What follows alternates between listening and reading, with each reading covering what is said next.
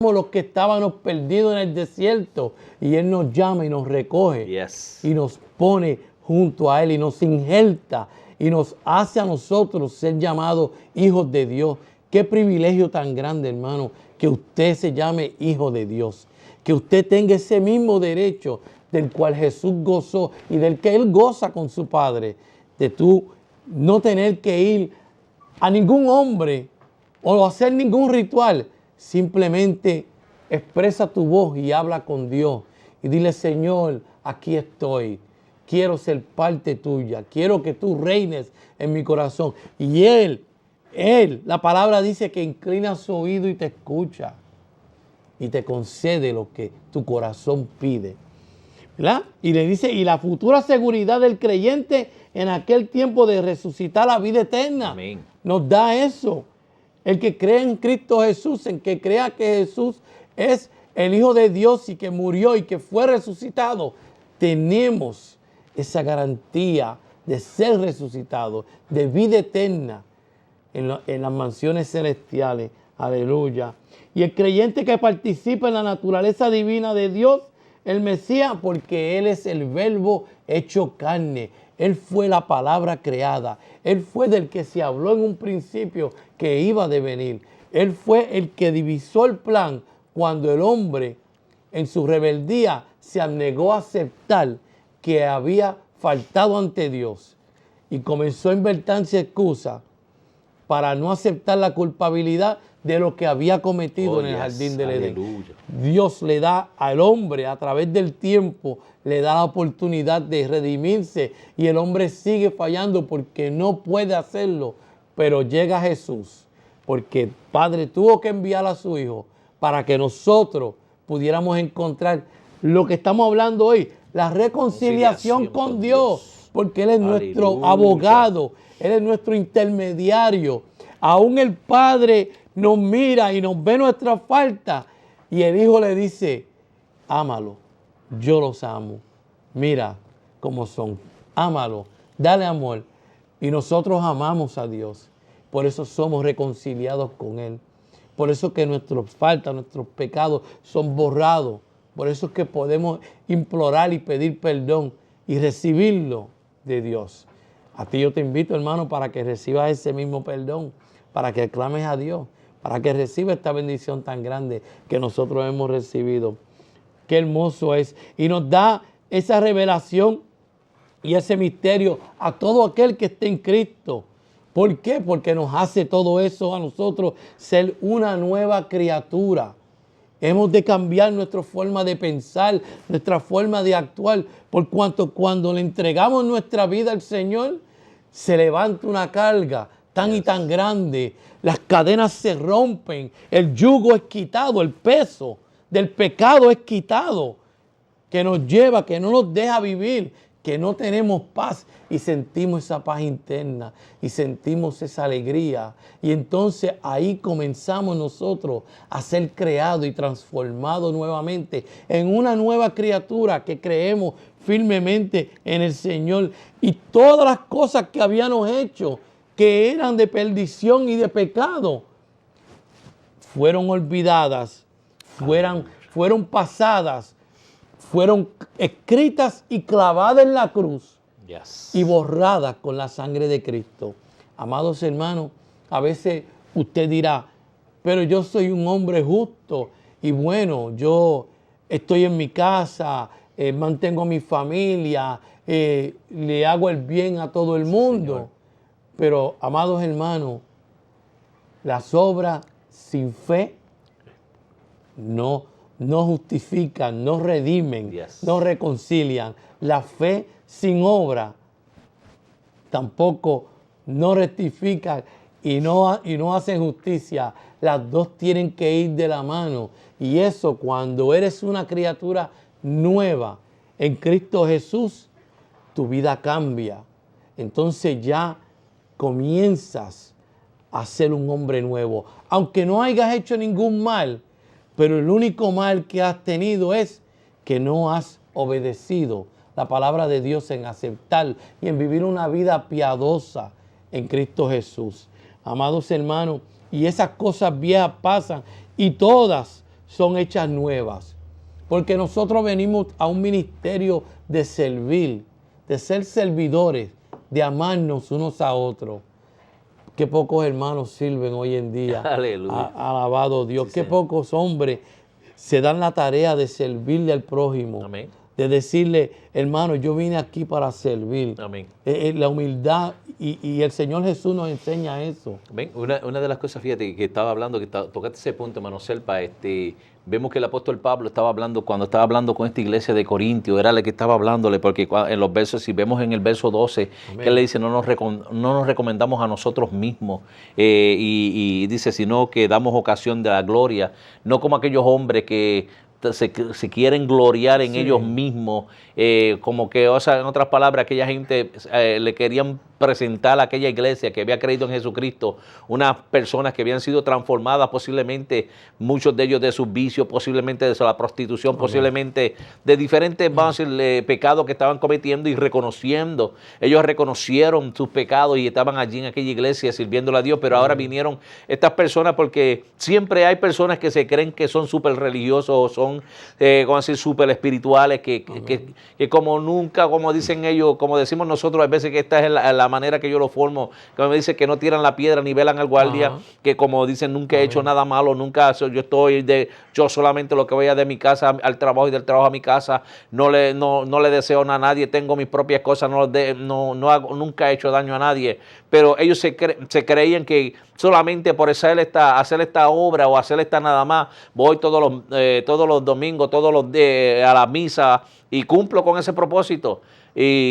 Pero no es ese el propósito que el apóstol Pablo le quería implantarle. El apóstol Pablo les dijo estas palabras, dice, porque si es esto, a los que se quieren gloriar en la apariencia y no en el corazón. Otras palabras, por fuera daban una apariencia de cristiandad, de buena, de bondad, de buena gente, que como decirlo, una apariencia bien bonita, pero su corazón simplemente estaba completamente corrupto porque no había una reconciliación en su corazón. Aleluya. Por eso el apóstol Pablo le habla del misterio de la reconciliación y le habla más abajo en los próximos versos, le habla sobre el hombre. Dice que por un hombre, va a decir, si este hombre murió, murieron todos. Está hablando cuando el pecado tú sabes que trajo la muerte al hombre.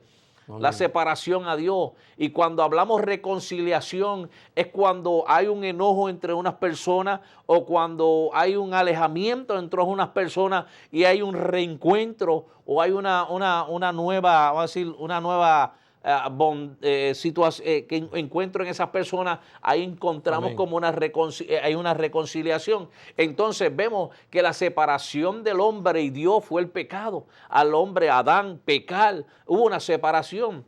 Dios no quería nada con el pecado.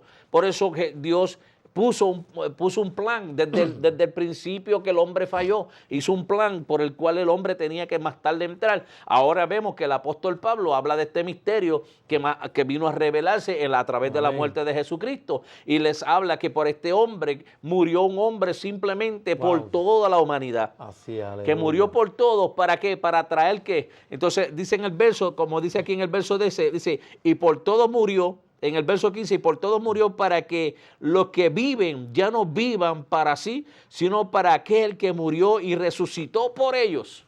Amén.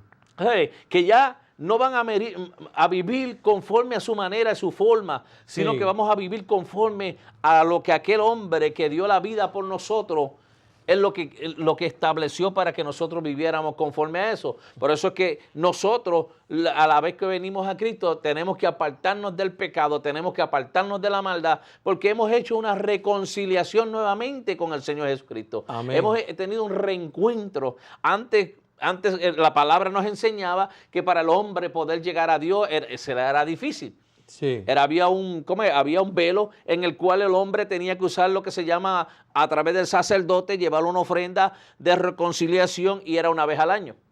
Esa era la ofrenda que se hacía, una vez de expiación, una vez al año, pero el hombre no tenía una relación con Dios. Entonces vemos que cuando Cristo murió, dio un acceso libre, que aquel velo se rompió para que el hombre hoy en día, cada uno de nosotros, pudiéramos decir: Señor, perdona mis pecados, me reconcilio o te acepto. Hay una reconciliación. Amén. ¿Entiendes? Una Wow. amistad. Dios le ha dado una oportunidad hoy en día al hombre en la cual no podemos desperdiciar, hermano Serpa. Así Hoy es. en día vemos la humanidad como desperdicia esta oportunidad de esta reconciliación. Por eso el apóstol Pablo habla en el verso 18, dice, y todo esto proviene de Dios. Amén. Dice que proviene de Dios quien nos reconcilió con sí mismo por Cristo. ¿Sabe? Nosotros no hicimos absolutamente Amén. nada, Serpa, porque ahí lo dice el apóstol Pablo. Pablo dice que nosotros, porque si fuera va a ser de la voluntad de nosotros, del hombre, el hombre no quiere buscar a Dios. Así es. El hombre no quiere Aleluya. reconciliarse con Dios, pero Dios dice, Dios mismo pensó y dijo, yo tengo que reconciliar al hombre conmigo, pues yo voy a tener que hacer algo. Y dice que Aleluya. mandó a su hijo, mira para allá, hermano Serpa, Su hijo. nos lo dice Juan 3, perfección. 16, por cuanto Dios amó tanto al mundo, Amén. dio su único hijo para que el hombre creyera, que cuando el hombre lo aceptara y creyera, fuera reconciliado. Vemos que ahora Amén. el apóstol Pablo habla, dice que esta reconciliación, todo esto proviene de Dios, quien se reconcilió con el hombre. No el hombre se reconcilió, Dios se está reconciliando con nosotros a través de Jesucristo. Qué misterio tan grande, Oh, hermano Serpa. Aleluya. Yo alabo a Dios por eso y le doy gracias a Dios, hermano. Pero la reconciliación no puede llevarse a cabo si el hombre no implanta su fe. Amén, así es. Si no pone su fe. En hebreo le dicen a la fe emuná. Si el hombre no pone la fe, la emuná, en sí, en acción, no llega. Fíjate, Santiago nos identifica esto y nos lo dice, ¿verdad?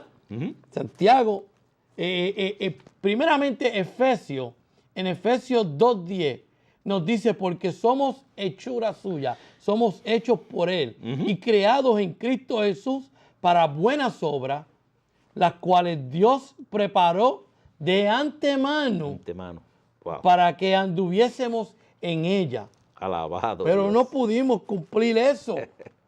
Por eso es que Cristo vino a reconciliarnos por la falta del hombre.